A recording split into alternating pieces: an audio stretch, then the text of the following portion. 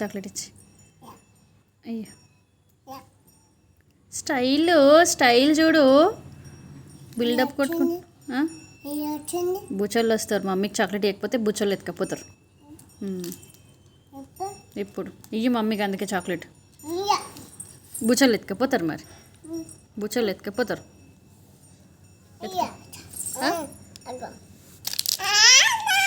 నాది నాది పడుతుంది, వెనక పడుతు.